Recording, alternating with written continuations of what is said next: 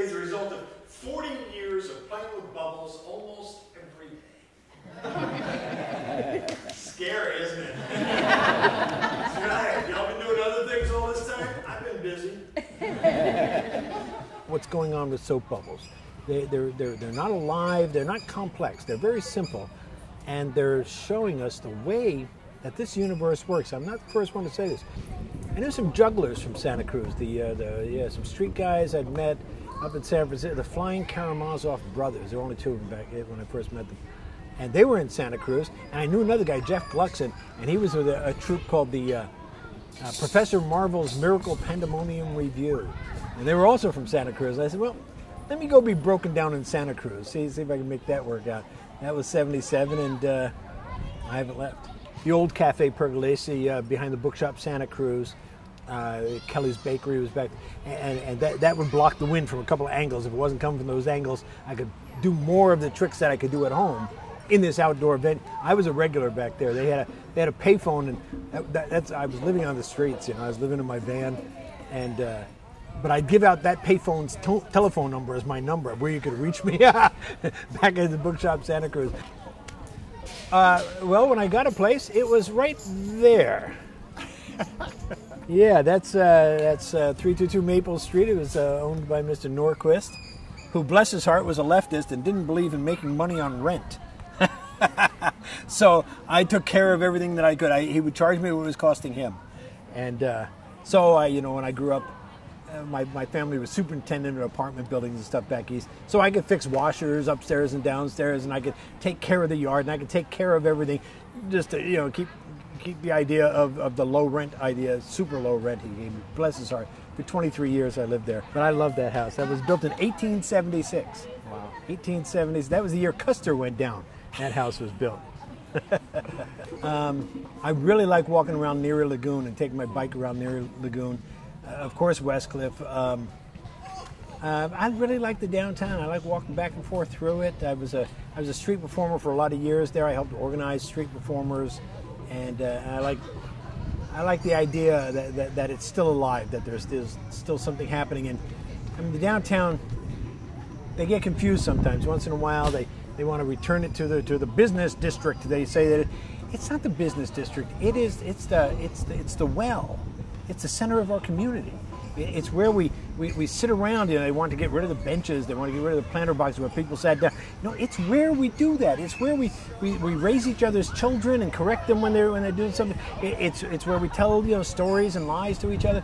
It's the center of the community. They're lucky we let them have shops around the well. We need to coexist with the business community, but it's not the business district. There was a time for 23 years we had voluntary guidelines for street performers. We had no laws on the books specifically about street performing. That was from an agreement that we made with the merchants in 1981. We, the street performers, put together our own voluntary guidelines. We negotiated that with some of the downtown merchants, with Neil Coonerty of Bookshop Santa Cruz and others of the progressive merchants.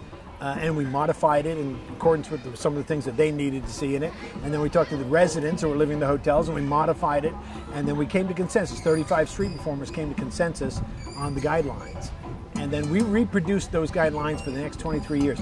Gave them to the downtown hosts to hand out to new street performers, so that it wasn't, here's the law, here's what you have to do. It was, here's what 35 street performers said by consensus.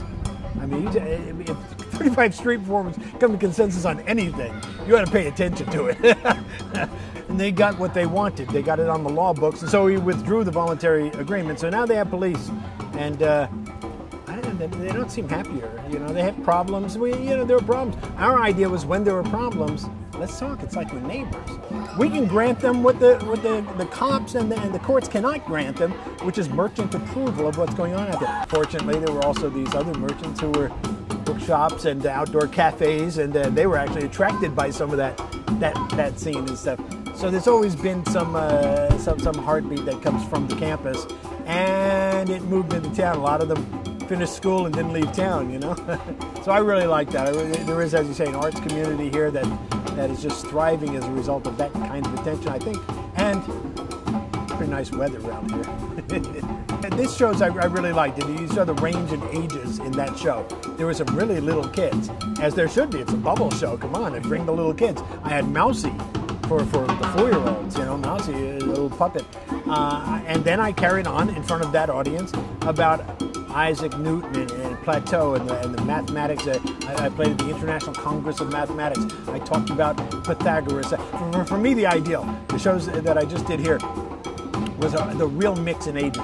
In Europe, I'll play often in what are essentially nightclubs.